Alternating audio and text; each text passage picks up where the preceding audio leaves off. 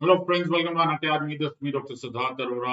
और जैसा आपको प्रॉमिस किया था, we are continuing with our series, the series which is the fastest revision in polity. जो भी स्टूडेंट्स सिविल सर्विस एग्जामिनेशन के लिए प्रिपेयर कर रहे हैं, उनके लिए ये एक huge bonanza. This is a huge huge huge reward, a huge gift from Unacademy to all of you. मेरी तरफ से आप लोगों को ये एक मौका है कि आप अपनी एग्जाम की रियलिस्टिक प्रिपरेशन कर सके। पॉइंट यहाँ पर है कि आप पहली बार पढ़ रहे हो, लास्ट टाइम पढ़ रहे हो, 2 अटेम्प्ट पहले हो चुके हैं, 4 अटेम्प्ट पहले हो चुके हैं, कोई फर्क नहीं पड़ता। आपको अगर पॉलिटी को एक बिल्कुल फुल फ्लेज स्पीड में पढ़ना भी है, प्लस उसमें कोई कॉम्प्रोमाइज इन क्वालिटी नहीं हो, you don't have to go any further than this. Make sure that you take the full advantage of this opportunity और इसको अच्छे से पढ़ लो। हमने फर्स्ट सेशन कर लिया था। The first session was dealing with preamble. उम्मीद है तुमने वो देख लिया होगा। नहीं देखा होगा तो यूट्यूब पर है, उसको ऑब्वियसली देख लो, उसके नोट्स बनाओ, उसको रिवाइज करो, उसमें पार्टिसिपेट भी करो और फिर देखो कि तुम्हारी प्रिपरेशन में क्या चार चांद लग जाते हैं। Make sure that you do this. आज हमारा सेकंड सेशन है। The second session deals with union and its territory. तो ऐसा 100 सेशंस लूंगा मैं, 100 सेशंस लूंगा। 100 सेशन में पूरा का पूरा कोर्स खत्म कर दूंगा। पूरा पॉलिटी तुम्हें कहीं और से कुछ करने का headache, at least in terms of revision करने की जरूरत नहीं पड़ेगी। So let us pay close attention. No wastage of time. कोई गाना बजाना नहीं, कोई भंगड़ा नहीं, कोई शेरो शायरी नहीं, कोई मोटिवेशन नहीं, कोई चीज की जरूरत नहीं पड़ती अगर तुम्हारी एग्जाम की प्रिपरेशन ठीक हो तो। अगर एग्जाम की प्रिपरेशन बेकार, तो क्या करेगा शेरो शायरी? Nothing will function. Let's try and do this part. So पहला, इसको स्टार्ट करने से पहले आप सब लोगों के लिए एक ह्यूज ऑफर। अनअकैडमी आप लोगों के लिए new year new beginnings best ever offer लेकर आया। Best ever, yes. ऐसा क्या आपने 50% वर्ड पहले भी देखा था? नहीं देखा था। तुमने देखा था गेट अप टू 50% ऑफ। ये है flat 50% of. This is flat 50%। आपका 50% मतलब आधा रुपया गया, प्लस उसके साथ you have 6 months free extension. यार ऐसा ऑफर तो कोई भी नहीं लाया, आज तक नहीं बना। Make sure that you don't miss this opportunity. आपने सिर्फ मेरा कोड यूज करना है, ये मत भूलना। राइट, SIDLIVE, ये मेरा रेफरल कोड है, इसको मत भूलना। बाकी सब तुम्हारे सारे के सारे डिस्काउंट तुमको अवेलेबल हो जाएंगे। So don't miss this opportunity. Alright, और हमारे बहुत सारे बैचेस आ रहे हैं। फाउंडेशन बैच आ रहा है, याद रखना कीवर्ड क्या हो गया, फ्लैट 50% ऑफ है। So batch is starting Jan Feb. Best of the best educators, pre mains optional, all the way till interview की प्रिपरेशन हम आपकी कराते हैं। ऐसा शायद ही कहीं पर ऐसा कोई ऑनलाइन प्लेटफॉर्म बना हुआ है। ऑनलाइन एजुकेशन के जितनी एडवांटेजेस है ना, उतनी किसी की भी एडवांटेज नहीं है। Trust me on this, I have taught online offline both, hybrid and so on so forth. This is the best place to prepare for your examination, make no mistake about it. All India prelims test series 2024 आ रहा है 17 दिसंबर को। Don't miss this opportunity. बड़ा जरूरी है कि आपकी एग्जाम सेंट्रिक प्रिपरेशन हो। घर बैठे ख्वाबों ख्यालों में डे ड्रीम करते हुए एग्जाम की प्रिपरेशन करना एक बात होता है, एक्चुअली ये देखना कि तुम्हारे कंपटीशन के अनुसार तुम्हारा क्या हाल है, उसका अलग ही मजा होता है। Make sure that you don't miss this. और ये बहुत ही इंपॉर्टेंट अपॉर्चुनिटी है अपने आप को टेस्ट करने में। भगवान करे ये दिन जल्दी आ जाए, the free UPSC mock interview, जिसमें हम आप लोगों को हेल्प करते हैं to clear the final hurdle. इसमें आपको UPSC interview pre DAF analysis, plus आपको एक जबरदस्त पैनल मिलेगा जो आपको फीडबैक भी देगा। All of that will be of great advantage to you. पहला आज का चैप्टर स्टार्ट करते हैं, union and its territory. Article 1 of the constitution खोल लो, नहीं है कोई बात नहीं। Article 1 of the Constitution बोलते हैं India, that is Bharat, shall be a union of states and the territories thereof shall be as specified in the first schedule of the Constitution। एक ही झटके में 2-3 क्वेश्चन हो जाएंगे। पहला क्वेश्चन हो जाएगा, इंडिया फेडरेशन है? तुम बोलोगे है, कहाँ लिखा हुआ है? सर कहाँ लिखा हुआ है? देखो आर्टिकल 1 पढ़ो, कहाँ लिखा हुआ है इंडिया का फेडरेशन? नहीं सर, लिखा हुआ नहीं है। लेकिन India still has a federal arrangement, because ये वर्ड यूनियन ऑफ स्टेट्स जो लिखा हुआ है, ये यूनियन ऑफ स्टेट्स, जो वर्ड यूनियन है, ये भी एक टाइप का फेडरल स्ट्रक्चर ही होता है। इसके बारे में हम थोड़ी देर में पढ़ेंगे। तो India that is Bharat shall B A union of states, ये बाबा साहेब ने यानी कि कॉन्स्टिट्यूएंट असेंबली ने क्लियर शब्दों में लिखा था। फिर लिखा था the states and the territories thereof shall be specified in the first schedule. तो मैं क्वेश्चन आएगा कि कहाँ लिखा हुआ है कि हमारे कौन सा पार्ट इंडिया का स्टेट है, कौन सा यूनियन टेरिटरी है, कौन सा मैप में कहाँ पर आंध्र प्रदेश है, कहाँ पर तेलंगाना है, कहाँ पर महाराष्ट्र है। तो क्या आंसर दोगे? आंसर दोगे sir it is written in the first schedule. तुम ध्यान से देखोगे तो यहाँ पे लिखा हुआ है first schedule associated with article 1 and article 4। तो आर्टिकल 1 बोलते हैं India that is Bharat shall be a union of states. फिर लिखा है states and the territories thereof shall be as specified in the first schedule of the constitution. तो तुमको पता करना है कि कौन सा स्टेट है, कौन सा यूनियन टेरिटरी, और उसमें टेरिटरी कौन कौन सी है वो जाके कहां पर देखोगे? First schedule of the constitution में। सो बहुत क्लियर आंसर हो गया। 2 एमसीक्यूज तुम्हारे यहीं पर ही सॉल्व हो गए। अभी एग्जाम, अभी क्लास प्रैक्टिकली स्टार्ट भी नहीं हुई। बहुत बढ़िया, आगे चलते हैं। ठीक है, सो पॉइंट यहाँ पर है कि सर इसको यूनियन ऑफ स्टेट्स क्या बोला गया कि why union of states. Okay, मैं अमेरिका गया, मैंने अमेरिका को फोन किया, मैंने कहा हेलो अमेरिका, तुम्हारा पूरा नाम क्या है? बोला यूएसए। यूएसए का फुल फॉर्म बोला यूनाइटेड स्टेट्स ऑफ अमेरिका। मैंने कहा फिर मेरे को बड़ा परेशानी हुआ कि हमको यूनाइटेड स्टेट्स ऑफ इंडिया क्यों नहीं बोला जाता? Why are we called as India that is Bharat shall be a union of states? बहुत ही इंपॉर्टेंट डिफरेंस है। यूनाइटेड स्टेट्स ऑफ अमेरिका भी एक फेडरल स्ट्रक्चर है और यूनियन ऑफ स्टेट्स भी एक फेडरल स्ट्रक्चर है। फिर फर्क क्या है? What is the difference? So how do you differentiate between the two? How do you ensure कि एक को दूसरे से डिफरेंशिएट करने का क्या स्ट्रक्चर हो जाए? So pay very close attention to this now. So let us understand the two arrangements. सोचने की बात है कि एक जमाना था, let me explain this to you, very important. एक जमाना था जब USA United States of America बना ही नहीं था। तब छोटे छोटे स्टेट्स थे। क्या थे? छोटे छोटे स्टेट्स थे। लेकिन ये स्टेट्स सॉवरेन थे, ये स्टेट्स के अपने लॉ थे, ये स्टेट का अपना कॉन्स्टिट्यूशन था, इनकी अपनी एक आइडेंटिटी थी। लेकिन ये लोग छोटे थे। इंपॉर्टेंट वर्ड है, दो बात हो गई, एक ये सॉवरेन भी थे, दूसरे ये इंडिपेंडेंट, सॉवरेन इंडिपेंडेंट थे, सब कुछ थे, लेकिन छोटे थे। छोटे होने की वजह से इनको लगा यार कोई और दूसरी कंट्री हमको खा जाए, इन्वेड कर दे, let us join together, let us come together. Keywords पकड़ो, let us come together to form a federation, a large unit। मेरी बात समझने की कोशिश करो, सारा खेल शब्दों का है। छोटे छोटे कंट्रीज, छोटे छोटे स्टेट्स, टेक्सास, फ्लोरिडा, कोलोराडो, ये सब लोगों ने मिलकर क्या बोला? हम लोग ज्वाइन करेंगे, हम लोग we will come together and join to form a large unit जिसका नाम होगा यूनाइटेड स्टेट्स ऑफ अमेरिका। मुझे उम्मीद है कि तुमको ये बात समझ में आ गई है। So because they came together, that form what is popularly called as a true federation. क्या बोलते हैं इसको? इसको बोलते हैं ट्रू फेडरेशन। ये बन गया United States of America.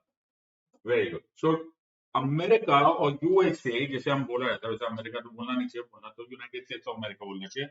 United States became an example of what is called as coming together type of federation.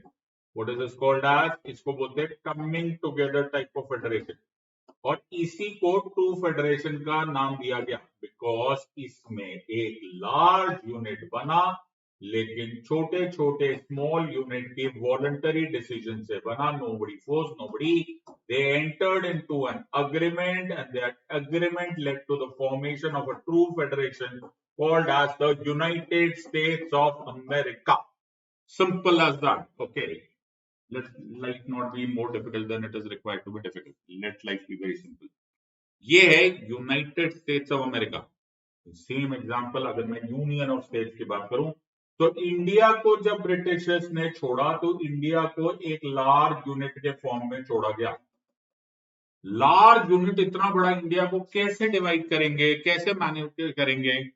तो इस large unit called as India, point समझने की कोशिश करो, इस large unit called as India को डिवाइड किया गया into small small small small small small small small units जिनको नाम दिया गया राज्य, स्टेट्स। महाराष्ट्र, गुजरात, असम, बिहार, पंजाब, ये क्या है? We have divided the large unit into small units. And because we have divided the large unit into small unit as opposed to these people who have joined and come together, our type of federation is called as holding together type of federation. मैं बात समझा पाया? Politics पढ़ते कैसे है? Subject देखो 5 minute भी नहीं हुआ होगा तुम्हें इतना इंपॉर्टेंट पॉइंट समझ में आ गया। छोटे छोटे यूनिट ज्वाइन किए, यूनाइटेड स्टेट्स बन गया टू फेडरेशन। बड़ा यूनिट को डिवाइड किया, वो भी एक फेडरल स्ट्रक्चर है, लेकिन इसमें जो स्टेट्स बने वो division of the large unit से बने। समझने की कोशिश करो, कमेंट सेक्शन में डालो। तो ये क्या हो गया? ये हो गया holding together type of federation. ये क्या हो गया? ये हो गया कमिंग टुगेदर। इसमें कोई अग्रीमेंट नहीं है, अग्रीमेंट नहीं है क्योंकि हम नहीं बनाया है, इसमें अग्रीमेंट है टू ज्वाइन टुगेदर। सो वहां पर और यहां पर फर्क यही था, दोनों फेडरल स्ट्रक्चर्स है, दोनों में कोई ना कोई distribution of power between the union and the states है। What is federal structure? Federal structure क्या होता है? फेडरल स्ट्रक्चर वो होता है जिसमें there is a division of power. जो किसमें कम से कम 2 लेवल्स ऑफ गवर्नमेंट होनी चाहिए। हमारे यहाँ पे 2 लेवल्स ऑफ गवर्नमेंट है, एक है सेंट्रल गवर्नमेंट, एक स्टेट लेवल गवर्नमेंट, बिल्कुल। तो इनके बीच में डिवीजन ऑफ पावर है, बिल्कुल है। 7 शेड्यूल बोलते हैं उसको, union list, state list, concurrent list. Union list वो लिस्ट होती है जिसमें केवल यूनियन यानी कि पार्लियामेंट लॉ बना सकती है। स्टेट वो हो सकती है जिसमें दोनों सिर्फ स्टेट बना सकती है, और कंकरेंट लिस्ट जिसमें दोनों बना सकते हैं। ये डिवीजन ऑफ पावर है। अरे पूरी लाइन नहीं सुनी। ये डिवीजन ऑफ पावर तो है, लेकिन ये डिवीजन ऑफ पावर कॉन्स्टिट्यूशन ने करके दिया है, तुम्हारी मर्जी से नहीं होने वाला। ये constitutionally allocated division of power है, इसीलिए इसको बोला जाता है federal structure. So union of states is the democratic how India, that is Bharat, shall be constituted. Please remember, India is a federation.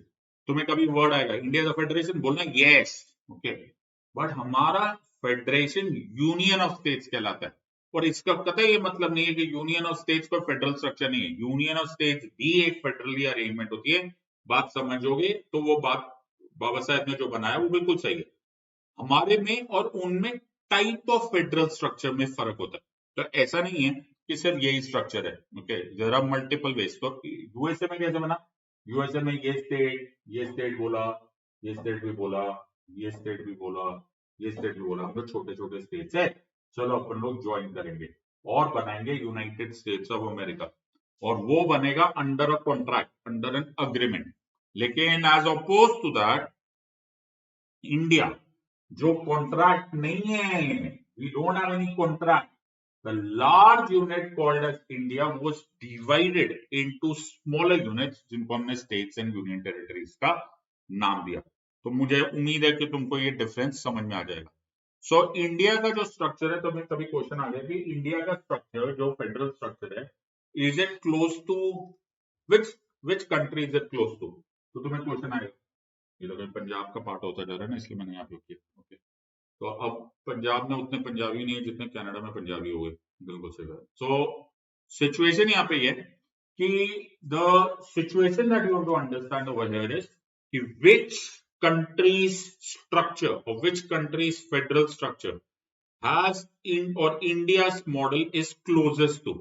तो चॉइस नंबर 1 आ जाएगी यूनाइटेड किंगडम, चॉइस नंबर 2 आ जाएगा यूएसए, चॉइस नंबर 3 आ जाएगा Canada, choice number 4 आएगा Japan, ऐसा कुछ भी।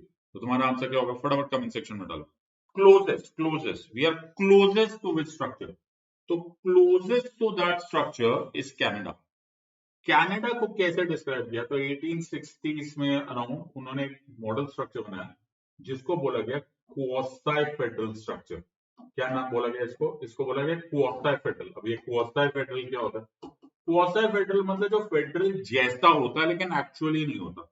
अब तुम किससे कंपेयर कर रहे हो? तो हम कंपेयर कर रहे हैं यूएसए से। तो कनाडा भी कुछ ऐसे था जैसा हमारा था, large unit divided into small unit. अब जब समझने की कोशिश करो, अगर कोई लार्ज यूनिट होगा और वो उसकी मर्जी से स्मॉल यूनिट बनेगा, तो किसकी मर्जी चलेगी? लार्ज यूनिट की चलेगी, करेक्ट हो ना? तो लार्ज यूनिट बोलेगा कि मैंने ना तुमको पैदा किया स्मॉल यूनिट्स को, मेरी मर्जी है, मैं जो मर्जी कर सकता हूं। तो किसकी चलने लग जाएगी? सो लार्ज यूनिट की चलने लग जाएगी। This is exactly what is happening in India. India का स्ट्रक्चर इसीलिए बोला जाता है, अरे ये मैंने क्वेश्चन चालू हुआ तुम्हारी। इंडिया का स्ट्रक्चर इसलिए बोला जाता है quasi federal structure. What is this called as quasi federal? क्यों? क्योंकि पार्लियामेंट को ज्यादा पावर है, यूनियन को ज्यादा पावर है। Union starts acting like the big brother, union को ज्यादा पावर है, पार्लियामेंट के पास जबरदस्त पावर्स है। वे ध्यान से सुनना, फॉर्म न्यू स्टेट्स, याद रखना नए स्टेट्स बनाने कौन बनाएगा? Parliament, right. Increase the size of a state, sir कौन बना रहा है? पार्लियामेंट। डिक्रीज साइज छोटा करना है, यस कौन करेगा? पार्लियामेंट। ऑल्टर करनी है, बाउंड्री कम करनी है, या फिर ऑल्टर नेम भी, तो बाउंड्री भी कम छोटी ज्यादा ऊपर नीचे करनी है, या फिर ऑल्टर नेम करना है। तुम्हें अजीब नहीं लग रहा? तुम लोग बोल रहे थे कि यूनियन और स्टेट्स के बीच में डिवीजन ऑफ पावर है, लेकिन ज्यादा पावर्स किसको मिली है? पार्लियामेंट को मिली है। किसको मिली है? यूनियन को मिली है। इन अदर वर्ड्स हमारे पास बहुत सारी ऐसी पावर्स दिखती है जिसकी वजह से हम लोगों ने नोटिस किया कि ये बराबरी का माहौल नहीं चल रहा, राइट। देयर इज नो बराबरी हैपनिंग ओवर हियर। इंडिया इस प्रोसेस में फॉलो करता है आर्टिकल 3 को। आर्टिकल 3 क्या बोलता है? पार्लियामेंट में बाय लॉ, अभी मैंने क्या बोला? नए स्टेट्स बनाएगा कौन बनाएगा? पार्लियामेंट। इंक्रीज करेगा कौन करेगा? पार्लियामेंट। डिमिनिश करेगा कौन करेगा? पार्लियामेंट। ऑल्टर करेगा कौन करेगा? पार्लियामेंट। ऑल्टर द नेम कौन करेगा? पार्लियामेंट। ये कौन बोल रहा है? ये आर्टिकल 3 बोल रहा है। तो तुमको क्वेश्चन आएगा, can the states decide upon themselves to increase और decrease? No. Can the states cede away from the territory of India? Cede away मतलब क्या स्टेट्स बोल सकते हैं अपने को नहीं रहने का? बोला नो। क्या स्टेट्स अपना नाम खुद बदल सकते हैं? नो। ये सारी की सारी पावर्स मिली हुई है पार्लियामेंट को। सो पार्लियामेंट को ये पावर कहां से मिली है? पार्लियामेंट को ये पावर मिली है आर्टिकल 3 से। सो अगर आर्टिकल 3 से ये पावर मिल रही है तो देखा जाए तो कहने को हम बोलते हैं डिवीजन ऑफ पावर है, लेकिन एक्चुअली ज्यादा पावर किसको है? यूनियन को। और ये सिर्फ इधर ही नहीं है, आपको बहुत सारे एग्जांपल्स मिल जाएंगे। इमरजेंसी प्रोविजंस कौन लगा सकता है? सिर्फ यूनियन लगाता है। अच्छा, ज्यादा फाइनेंशियल पावर किसके पास है? यूनियन के पास है। अच्छा, अगर यूनियन का लॉ बन गया और स्टेट का लॉ उसको अगेंस्ट है, ओके, तो किसका लॉ चलेगा? यूनियन का। अरे सारे यूनियन का ही लॉ चल रहा है। So what happens is we call this as a very khatarnak word, and that word is we are a quasi federal state. बोलो क्या बोलेंगे? लिखना स्टार्ट करो कमेंट में। we are a quasi federal state with a unitary tilt, मतलब नाम से और अरेंजमेंट में हम लोग फेडरल जरूर है, लेकिन जब मौका मिलता है ना, पहले मौके पर हम ऐसे बिहेव करने लगते हैं कि हम एक यूनिटरी कंट्री मतलब कि जी हमारी जो कंट्री है उसमें एक ही सरकार की चल रही है, दैट इज सेंट्रल गवर्नमेंट की। तो ये you have to go way back in history and understand.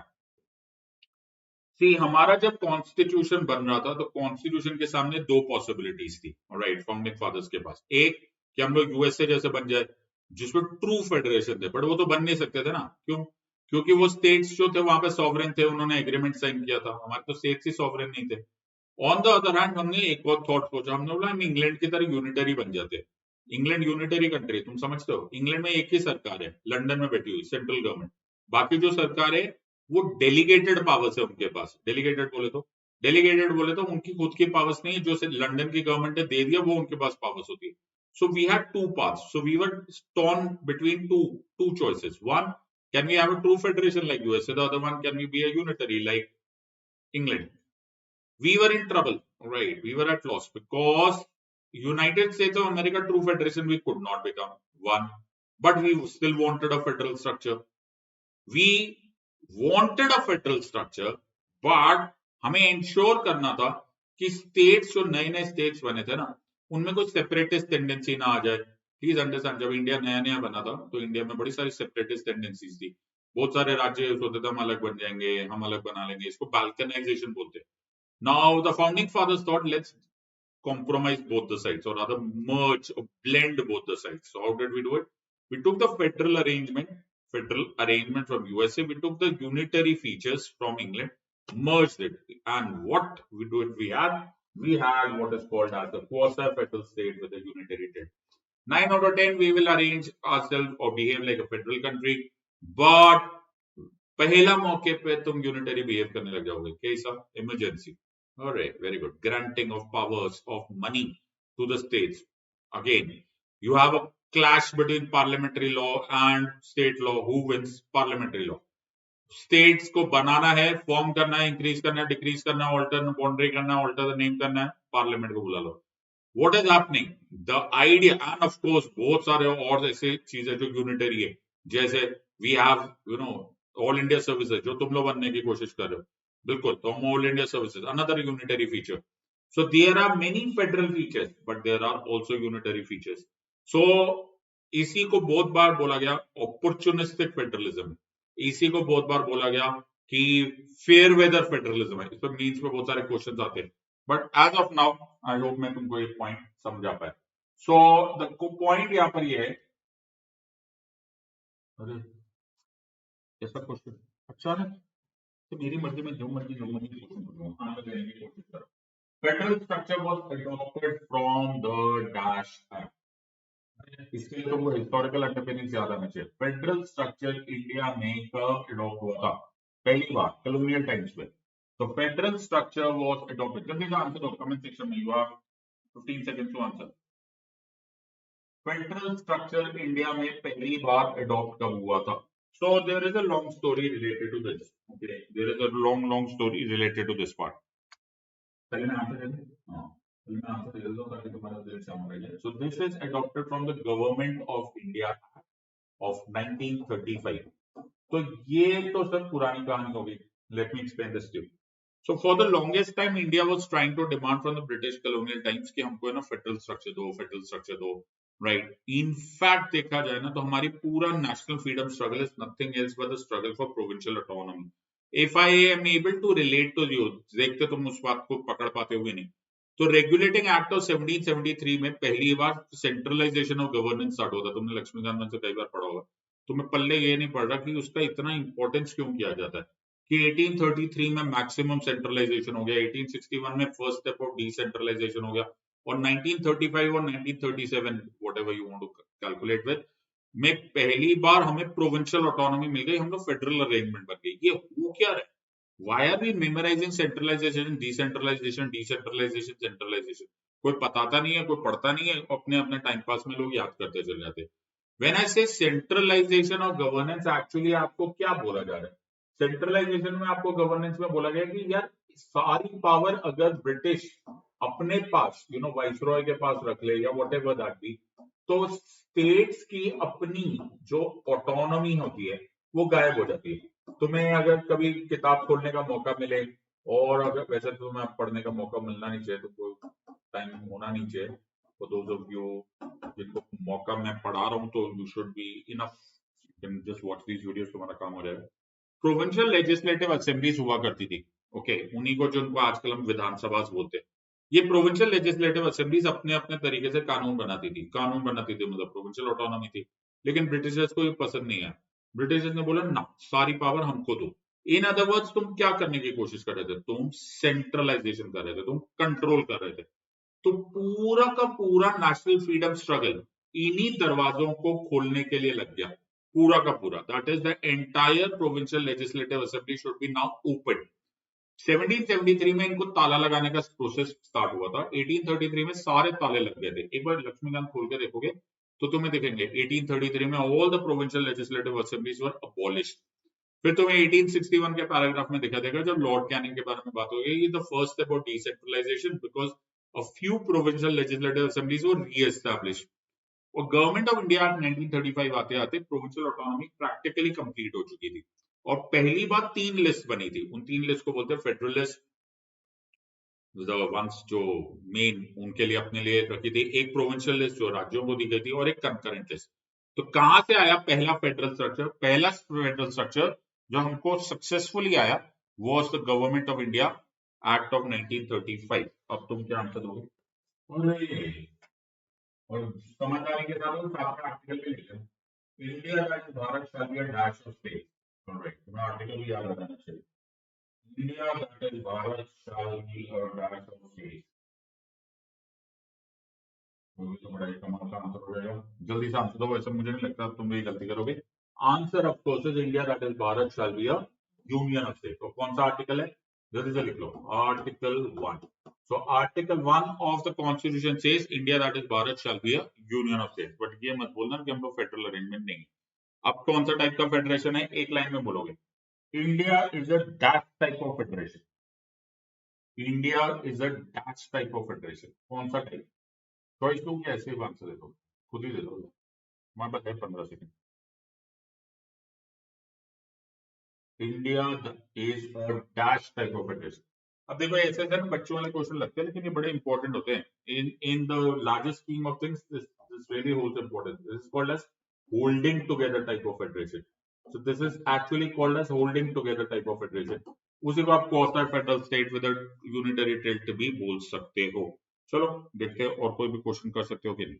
आप क्या बोलोगे, USA is a dash type of federation. अरे यार अब अगर तुमने इसको आंसर दे दिया तो कमाल हो जाएगा. तो यूएसए इज अ, देखो मैंने अभी 20 मिनट नहीं हुए होंगे ढंग से, ओके, और मैं तुमको वहां तक ले गया. USA is a coming together type of federation. ये ट्रू फेडरेशन था. एक एग्रीमेंट के तौर तहत ये लोग साथ में आए, वॉलंटरी डिसीजन हुआ है. This is called as a coming together type of federation. तो अगर तुम यूएसए की हिस्ट्री देखोगे ना बेटा, तो मेरे साथ पढ़ोगे तो तुम्हें क्या क्या सुनने दे जाए. तो एक जगह पर यूएसए पहले स्टार्ट में कॉन्फेडरेशन था. अब कॉन्फेडरेशन क्या होता है, तो देखो अगर तुम इसको डिवाइड करोगे ना तो 3 फॉर्म समझो. एक साइड पे फेडरेशन है, एक साइड पे यू नो ट्रू फेडरेशन है, एक साइड पे क्वासी फेडरल है. हम लोग क्या है, यूनियन ऑफ स्टेट्स. अमेरिका क्या है या यूएसए क्या है, that is a true federation. True federation में ना तो वो लार्ज यूनिट तोड़ा जा सकता है, it is a indestructible unit made up of indestructible units. मेरी बात समझने की कोशिश करो. ना तो यूएसए को तोड़ सकते हो तुम, ओके, और ना ही उसके साथ साथ उन स्टेट्स को तोड़ सकते हो जिन्होंने यूएसए को बनाया. तो आप टेक्सास को भी नहीं तोड़ सकते. टेक्सास बोलेगा मुझे भी मत तोड़ो, ओके. ओहायो को भी नहीं तोड़ सकते क्योंकि वो भी बोलेगा मेरे को भी मत तोड़ो. मैं भी पूरी तरह से इंडिस्ट्रक्टिबल हूं और यूएसए भी पूरी तरह से इंडिस्ट्रक्टिबल. दो बातें होगी. As opposed to that India की बात सोचो. इंडिया में लार्ज यूनिट ऑफ इंडिया, इसको तो कोई नहीं तोड़ सकता, लेकिन इंडिया को बनाने वाले जो स्टेट्स है उनको तोड़ा मरोड़ा जा सकता है. कैसे, पहले महाराष्ट्र गुजरात साथ में हुआ करते थे, फिर महाराष्ट्र गुजरात को अलग कर दिया. पंजाब हरियाणा अलग हो गए, आंध्र तेलंगाना अलग हो गए, उत्तर प्रदेश में से उत्तराखंड आ गया बाहर, बिहार में से झारखंड आ गया. ये क्या हो रहा है, इनडिस्ट्रक्टिबल लार्ज यूनिट है लेकिन डिस्ट्रक्टिबल स्मॉल यूनिट है. मैं समझाने में आई होप सक्सेसफुल हो गया. अब इन दोनों के बीच में एक और स्ट्रक्चर है विच इज कॉल्ड कॉन्फेडरेशन. आमतौर पे जो कंट्रीज होती है, जो फेडरेशन बन रही होती है, उससे पहले वो कॉन्फेडरेशन बन जाती है. मतलब एटलीस्ट ऐसा एग्जांपल समझा जा सकता है. So what is a confederation. Confederation ये होता है कि अभी हमने पूरी तरह से मन नहीं बनाया कि हमारा फेडरेशन बनेगा. तो उसमें जो यूनिट्स है, सपोज इसी अमेरिका के यूनिट्स की बात कर लो, तो मान के चलो टेक्सास ने, ओहायो ने बोला चलो बन के देखते हैं, ओके, ट्राई मारते हैं, एक लार्ज यूनिट बना के देखते हैं. अगर तो हमें खुशी हुई, अगर हमारा जमेगा तो ठीक है, वरना हम जैसे वैसे के वैसे बाहर आ जाएंगे. यानी कि हम इनडिस्ट्रक्टिबल यूनिट होंगे, छोटे यूनिट्स इनडिस्ट्रक्टिबल होंगे. अभी लार्ज यूनिट कल हो ना हो. So there are 3 arrangements. अगर तुमको ये तीनों अरेंजमेंट समझ में आ गया तो अगर हमारे पास है तो हमारे पास तीनों अरेंजमेंट्स को समझने का टाइम है, ओके. सो मैं इसको यहाँ पर ही लिख लेता हूँ, ओके. सो यहाँ पर क्या बोलोगे, अगर तुम्हें मौका मिला तो तुम कैसे सोचोगे, तो यहाँ पर क्या लिखोगे, यहाँ लिखना ट्रू फेडरेशन. तो बेटा यूट्यूब पे ऐसे इतना डिटेल में कौन पढ़ाता है, फिर भी हम पढ़ा रहे हैं, okay. So this is true federation, इसको बोलते हैं कॉन्फेडरेशन, और यहाँ पर बोलते हैं यूनियन ऑफ स्टेट्स. मुझे उम्मीद है तुमको समझ में आ गया. ट्रू फेडरेशन क्या है, जो लार्ज यूनिट है वो इंडिस्ट्रक्टिबल है, ओके. यहाँ पे जो लार्ज यूनिट बना वो खुद डिस्ट्रक्टिबल है, और यहाँ पे जो लार्ज यूनिट है वो इंडिस्ट्रक्टिबल है, ओके. लेकिन यहाँ के जो स्मॉल यूनिट है वो भी इंडिस्ट्रक्टिबल है, उसको भी नहीं तोड़ा जा सकता। कॉन्फेडरेशन में जो स्मॉल यूनिट्स है वो इंडिस्ट्रक्टिबल है, लेकिन यहां पर जो स्मॉल यूनिट्स है वो डिस्ट्रक्टिबल होते हैं। तो इसका एग्जांपल हो गया इंडिया। मॉडर्न वर्ल्ड में कोई कॉन्फेडरेशन का मुझे कोई खास एग्जांपल दिख नहीं रहा। कॉमनवेल्थ ऑफ इंडिपेंडेंस से शायद बोला जा सकता था, और ये ट्रू फेडरेशन ऑब्वियसली यूएसए का एग्जांपल है। सो ये मेजर एग्जांपल समझ आएगा तुमको कॉन्फेडरेशन से रिलेटेड। तो अब तुम्हें क्वेश्चन आएगा कि इंडिया क्या है, तो बोलना India is a union of states. तो is it a federal arrangement, बोलना बिंदास फेडरल अरेंजमेंट है। लेकिन क्या ये अमेरिका टाइप फेडरेशन है, बोलना ना अमेरिका टाइप फेडरेशन नहीं है, ये ट्रू फेडरेशन नहीं है, it is a quasi federal state. लेकिन क्वासी फेडरल स्टेट भी है ना, वर्ड मुझे अच्छा नहीं लगता। हाँ, मेरे को भी नहीं अच्छा लगता क्वासी। मैं क्यों क्वासी? मैं इसलिए क्वासी बिकॉज एक पॉलिटिकल साइंटिस्ट था और उसका नाम था केसी वेरे। केसी वेरे को क्या लगता था, इंडिया इज अ, ओ जल्दी से आंसर दो, word for KC Wheare describe India as a, अभी वाले जो मोमेंट में ये शब्द मेरे मुझे नहीं अच्छे लग रहे। मैं क्यों क्वासी, इसलिए क्वासी क्योंकि एक वेरे बोलता था हम लोग क्वासी, तो हम लोग बोलते थे क्वासा। क्वासा मतलब झूठा, झूठा मतलब शेड, हम वो नहीं है। तो we are a quasi federal state, हम वैसे हैं लेकिन है नहीं। We are a quasi federal state with a unitary territory. तो वेरे से पूछोगे जी हम क्यों क्वासी है, ओके, तो वो वेरे की प्रॉब्लम अलग थी। ये जितने भी वेस्टर्न पॉलिटिकल साइंटिस्ट थे ना, ये वेस्ट को देखते थे, उससे कंपेयर करते थे बाकी दुनिया को। इन अदर वर्ड्स इसने यूएसए की फेडरेशन देख ली, बोला कि जो यूएसए की फेडरेशन है वो ट्रू फेडरेशन है, जो उससे थोड़ी भी अलग होगी वो क्वासी हो जाएगी। मैंने कहा मजबूरी है, सुननी पड़ेगी तुम्हारी। जबकि ऐसा कोई भी बात नहीं होता कि ट्रू फेडरेशन या ऐसा कुछ भी नहीं होता, सिंपल सा अरेंजमेंट होता है। There are 3 different types of federal arrangement, एक यूनियन ऑफ स्टेट्स, एक क्वासी फेडरल, और रादर यूनाइटेड स्टेट्स, और एक कॉन्फेडरेशन। तो बट क्या हमारे पास फेडरलिज्म है? 100% फेडरलिज्म। तो फेडरलिज्म इसके बारे में तुम पूरा का पूरा definition. Federalism is a division of power and authorities between and among the central government and the state government. तो ये फेडरलिज्म है। इंडिया में फेडरेशन वर्ड नहीं लिखा हुआ तो क्या हुआ? इंडिया में फेडरल अरेंजमेंट ना भी लिखा हुआ तो भी क्या हुआ? इंडिया में फेडरलिज्म का बड़ा खास महत्व है, इतना बड़ा महत्व है कि federalism is considered to be a part of basic structure of the Constitution of India. आप ऐसा कोई लॉ नहीं बना सकते, कोई ऐसी पॉलिसी नहीं बना सकते, कुछ भी ऐसा नहीं कर सकते which will violate, abridge or contravene anything related to federalism. तो राज्यसभा फेडरलिज्म है, बिल्कुल है। राज्यसभा को अबॉलिश कर सकते हो? नहीं कर सकते। क्यों नहीं कर सकते? Because federalism is a part of basic structure doctrine of the constitution of India and nobody can take it away. ऐसे पढ़ते हैं पॉलिटी, एक टॉपिक को दूसरे टॉपिक से ऐसे कनेक्ट कर लेना होता है कि तुम्हें पता ही नहीं चला। ओके, ऐसे रट्टा रट्टा रट्टा रट्टा रट्टा करने से कुछ नहीं होने वाला, या फिर टाइम पास मोटिवेशन मोटिवेशन शेरो शायरी बेटा बाबू सोना ये सब करने से कुछ नहीं होता। Make sure that you study. यहाँ पर हर टीचर, हर एजुकेटर जो अन अकेडमी पे, be that Mrinal sir, be that Sudarshan sir, be that Prateek Nayak, be that me, be that anyone who is associated with Unacademy, हमारा एकमात्र उद्देश्य होता है to crack, to make you help this crack this exam. Very important that you pay close attention to every word that we teach at an academy. We mean business. We are absolutely very serious about making you get a realistic chance of cracking this exam. Unlike the time pass education which is happening all around, please don't miss around with your career at all. Federalism के बारे में लिख लो, very important topic for all of you. So federalism क्या है? Federalism को मैं ही नहीं describe कर रहा हूं, फेडरलिज्म को वेरे ने भी डिस्क्राइब किया। Federalism is a method of dividing the power so that the general or the regional governments are each other within a sphere of coordinate still independent. कमाल की बात है, क्या लाइन बोली, कोऑर्डिनेट भी है बट स्टिल इंडिपेंडेंट है। अपने अपने स्फीयर्स में सब लोग इंडिपेंडेंट है। बात समझने की कोशिश करो, बी ब्यूटिफुल अरेंजमेंट है, you would appreciate that completely. तो क्या हमारे यहाँ का सेंट्रल गवर्नमेंट, क्या हमारे यहाँ की state government absolutely independent of one another है? ऐसा नहीं लिखा है, लेकिन अपने अपने स्फीयर में। अगर मैं बोलूं पब्लिक ऑर्डर, पुलिस, चलो पुलिस से करते हैं, पब्लिक ऑर्डर तो तुम्हें नहीं रिलेट हो जाएगा। पुलिस कौन बनेगा, किसके अधिकार क्षेत्र में आता है, जिस स्टेट्स के आता है। सीबीआई किसके आता है, जिस सेंट्रल के आता है। सो बट अगर ऐसा लगे कि यार पुलिस से ये मैटर्स निपट नहीं रहा, राइट, तो क्या सीबीआई आ सकती है? हाँ, आ सकती है। So they are not independent completely of one another, they are coordinate, एक देश चलाना है, राइट, बट अपने अपने स्फीयर्स में हम लोग इंडिपेंडेंट है। So there will be no clash of the powers. This is a beautiful arrangement. मैं हमेशा फेडरलिज्म पढ़ाते टाइम बोलता हूँ कि इंडिया का जो सबसे चैलेंजिंग और सबसे खूबसूरत एट द सेम टाइम, दोनों ही चीजें, सबसे चैलेंजिंग भी वही है, सबसे खूबसूरत भी अरेंजमेंट जो है वो है फेडरलिज्म की। इनफैक्ट अगर तुम ज्यादातर चीजें पढ़ोगे तो वो फेडरलिज्म से रिलेटेड होगा। तो अभी वेरी रिसेंटली आर्टिकल 370 से रिलेटेड जजमेंट आई थी ऑनरेबल सुप्रीम कोर्ट की। वो एक्चुअली देखा जाए तो लेफ्ट राइट सेंटर लोगों ने बोलना स्टार्ट कर दिया it is an issue of federalism, although I don't believe that, but fair enough. All right.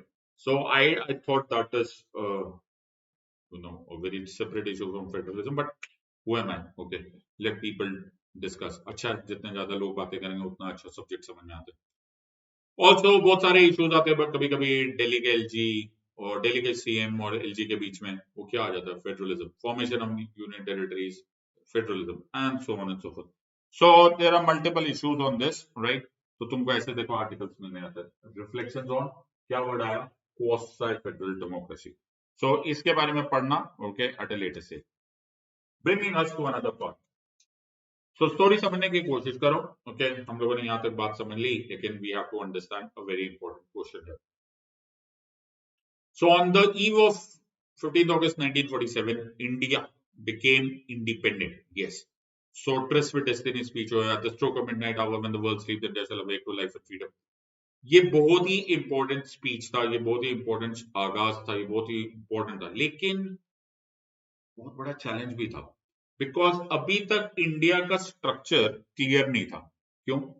Because अभी भी बहुत सारे इश्यूज थे which needed some kind of resolution, right? And one of those resolutions was that India was yet not unified.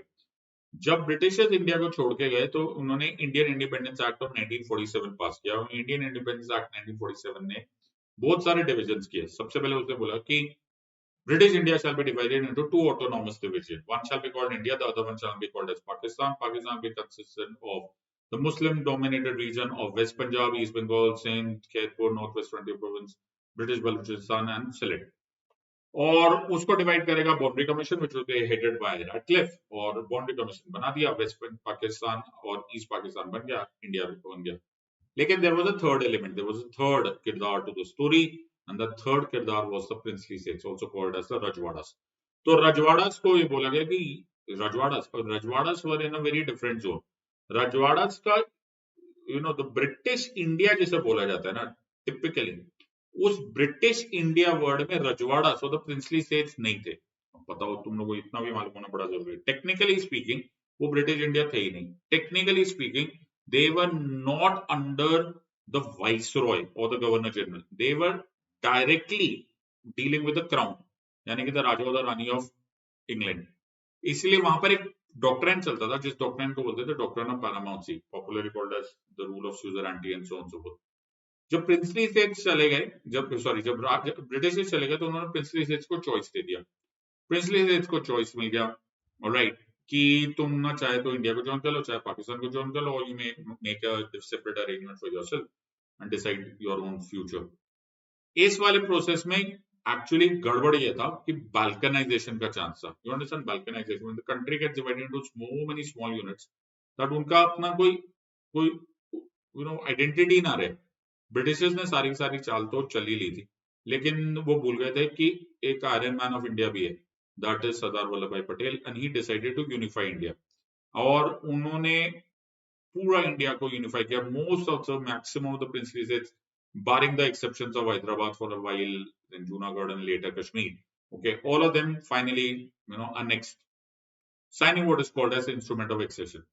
लेकिन बाकी भी तो राज्य है, सिर्फ यही थोड़ा पढ़ना होता है। एट दैट टाइम जब ब्रिटिशर्स गए थे, तो ब्रिटिशर्स ने हम लोगों को छोड़ के गए, तो हमारे जो स्टेट्स थे उनको हमने एक टेम्पररी अरेंजमेंट में डिवाइड कर दिया। This temporary arrangement was part A, part B, part C, part D states. Part A कौन से थे?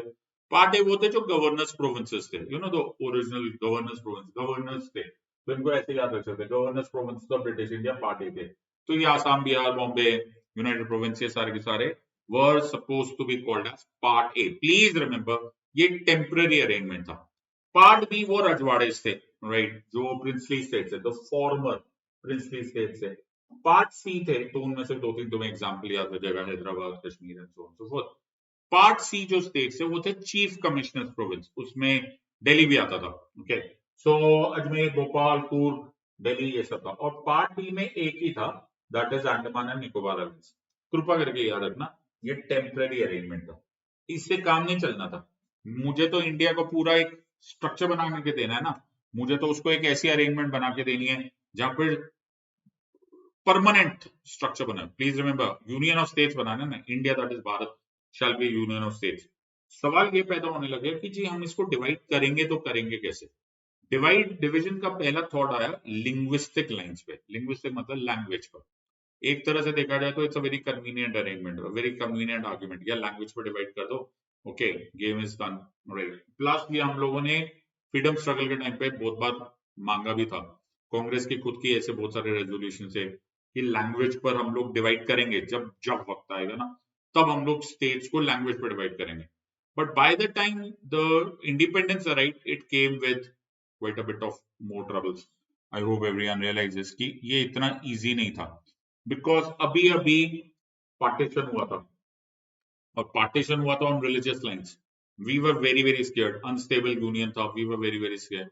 और किसने सोचा था कि you know a bloody civil war, it was a civil war, जो ब्रिटिशर्स ने उसको पार्टीशन वर्ड दे दिया, it was a civil war. 15 lakh लोग मरे थे इस पार्टीशन में। देयर वाज तभी फैज ने बोला था, ये दाग दाग उजाला, ये शब गजीदा शहर था इंतजार जिसका, ये वो शहर तो नहीं। तो ये इंपॉर्टेंट पॉइंट था। अब हमें डर लगने लग गया कि हमने लैंग्वेज के बेसिस पे डिवाइड बनाए स्टेट्स को, पता चले और सारी डिविजिबल प्रॉपर्टीज स्टार्ट हो जाएगी, you never know, we were scared of balkanisation. तो इस पर विचार विमर्श होने लग गया कि ये लैंग्वेज के बेसिस पे देना भी है कि नहीं देना है। So many of the things, because हमें क्या करना था, हमें करना था reorganisation of states, fair enough. तो आगे देखते हैं हुआ क्या।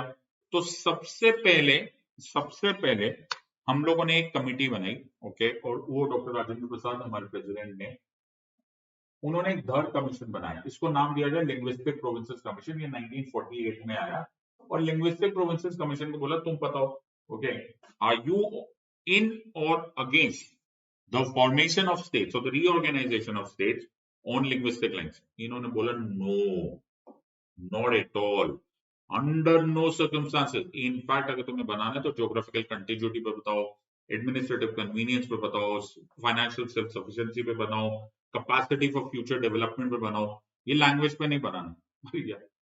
उन्होंने तो बोल दिया, धमाका हो गया पूरे देश में, because everybody was expecting, all people were expecting that हमारी लैंग्वेज के अनुसार हमारे पास स्टेट्स बने होने चाहिए। Fair enough. फिर हम लोग डेमोक्रेटिक कंट्री है तो हमको सुनना पड़ता पब्लिक का। तो एक और कमेटी बनी, उस कमेटी का नाम बोला गया जेवीपी कमेटी। जेवीपी कमेटी में Jawaharlal Nehru is J, V is Vallabh Bhai Patel Sahab, and Pattabhi Sitaramayya is P. JVP committee. तो ये कमेटी ने फिर से विचार विमर्श किया और बोला कि सोचते हैं, ओके, अभी के लिए ना है, ध्यान से सुनना, अभी के लिए ना है लेकिन सोचेंगे। अभी के लिए ना है, डोर इज हाफ ओपन, अभी के लिए ना है लेकिन सोचते हैं, अगर बहुत ज्यादा प्रेशर होगा तो हम शायद हाँ भी बोल देंगे। तो जेवीपी कमेटी ने भी ना हाँ बोला ना बोला, okay, somewhere in the middle छोड़ दिया। लेकिन थोड़े टाइम में यहाँ पे गड़बड़ होने वाली थी, because massive opposition होने लगा, there was massive demand, and especially for a separate Telugu speaking state, Andhra state, की डिमांड खासकर ज्यादा होगी। In one of these demands, in one of these oppositions, or in one of these demands, okay, leader, okay, who's a very charismatic leader, Poti Sri Ramulu, इनको ये आमरण अनशन पे बैठे थे, फास्ट अनटू डेथ, और इनकी डेथ हो गई।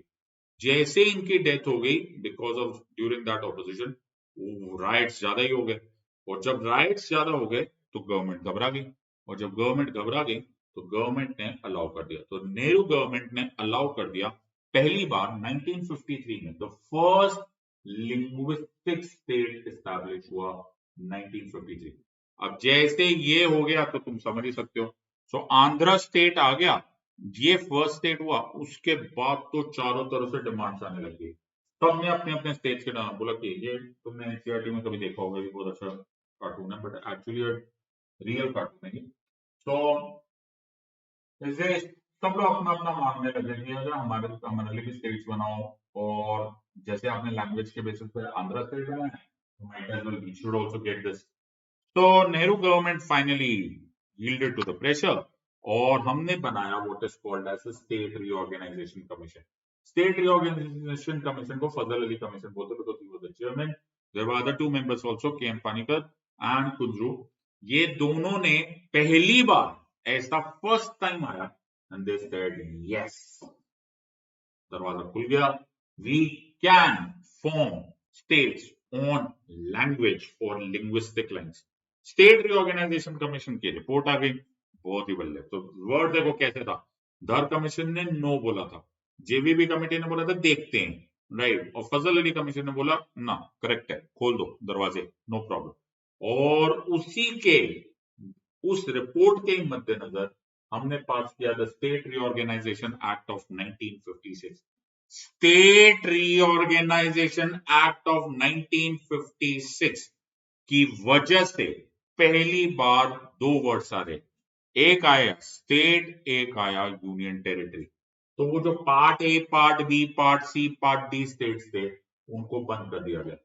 So Part A, Part B, Part C states बंद हो गए by the 7th Constitutional Amendment Act of 1956, और अब India had only two political units. One shall be called as state, the other shall be called as union territory. ये कब से हुआ? ये हुआ स्टेट रीऑर्गेनाइजेशन एक्ट ऑफ 1956 से, और the 7th constitutional amendment act of 1956 से। उसके बाद भी मैंने तुम्हें बताया हुआ है, parliament can form new states, increase the number of states, or increase the size of the state, decrease the size of the state, alter the boundary, alter the name। यानी कि उसके बाद भी कई सारे स्टेट्स आते गए, और ऐसा होता रहेगा, बिकॉज ये पावर पार्लियामेंट को मिली है बाय लॉ। सो ये पावर बनी है, और इस तरह से इंडिया का यूनियन एंड इट्स टेरिटरी को आपको पढ़ना होगा। मुझे उम्मीद है इतने से कम टाइम में मैंने तुम्हें कितने सारे एमसीक्यूज करा दिए, और कितना पूरा स्ट्रक्चर कंप्लीट हो गया। क्विकली रिवाइज दिस, जरा भी कोई पार्ट मिस मत करना। कमेंट सेक्शन में डालना तुम्हें कितना पसंद आया, were you able to capture this, और ये क्या तुम्हारा क्विक रिविजन करवा पाया या नहीं करवा पाया। I be very very happy. Third session लेकर आऊंगा, सिटीजनशिप से रिलेटेड तुम्हारे लिए सेशन लेकर आऊंगा जल्द ही। तब तक मेक श्योर कि हमारे प्लस क्लासेस का पार्ट बन जाओ, जहां पर इन्हीं टॉपिक्स को इतने ज्यादा डिटेल में पढ़ाया जाता है कि तुम you will get 24 karat rock solid preparation. Don't miss this. Use the code SITLIVE, और 50% flat 50% ऑफ मिलेगा, plus 6 months extension. Don't miss this opportunity. Foundation batches आ रहे हैं, और all India prelims test series भी तुम्हारे सामने है। So make sure that you don't miss any of this opportunity. In the words of an academy, let's crack it. Until next time, God bless, thank you, and Jai Hind.